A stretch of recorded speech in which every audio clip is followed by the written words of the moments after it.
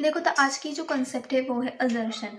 अब फर्स्ट तो उसका मीनिंग समझो, अजर्शन वर्ड का मीनिंग समझो। अजर्शन मीन्स होता क्या है, कोई भी व्यक्ति, कोई भी इंसान जब किसी बात को पूरे आत्मविश्वास के साथ कहता है कि हाँ ये बात सही है, किसी चीज़ के बारे में कहता है कि हाँ यही बात सही है, तो वो होता है अजर्शन। यानी वो फुल कॉन्फिडेंस के साथ में बता रहा है कि हाँ ये इन्फॉर्मेशन सही है।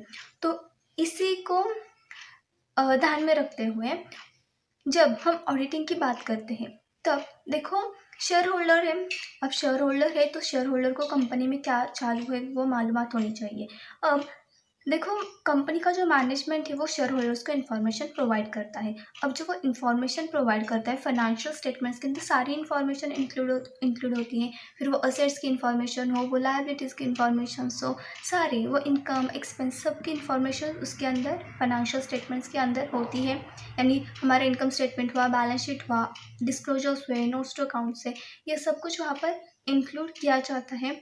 तो इसी को जब वो मैनेजमेंट इस सारी इन्फॉर्मेशन को उसके अंदर इंक्लूड करता है तो वो पूरी तरीके से कैसा होता है, कॉन्फिडेंट होता है जो कुछ भी इन्फॉर्मेशन रिप्रेजेंट की गई है वो कैसी है, सही है, सही है। तो वही होता है असर्शन। यानी मैनेजमेंट ने फाइनेंशियल स्टेटमेंट्स के अंदर जो कुछ भी रिप्रेजेंट किया है उसे कहा जाता है असर्शन।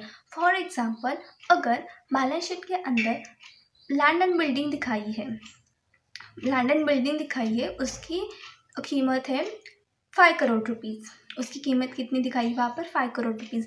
तो उसने रिप्रेजेंट किया ना कि हमारे पास, हमारे कंपनी के पास जो लैंड एंड बिल्डिंग है उसकी कितनी कीमत है, 5 करोड़ रुपीज़ है। तो वो क्या हुआ, रिप्रेजेंटेशन हुआ। अब उसी के साथ में क्या क्या असर्शंस हुआ, वैल्यूएशन दिखा रहा है वहाँ पर, वो एग्जिस्टेंस दिखा रहा है वहाँ पर लीगल ओनरशिप दिखा रहा है। यही होता है असर्शंस। ओके, यानी असर्शंस मीन्स क्या होता है, representation by the management. So it is managements assertion. I hope कि आपको असर्शंस की टर्म अच्छे से क्लियर हुई होगी। Thank you so much.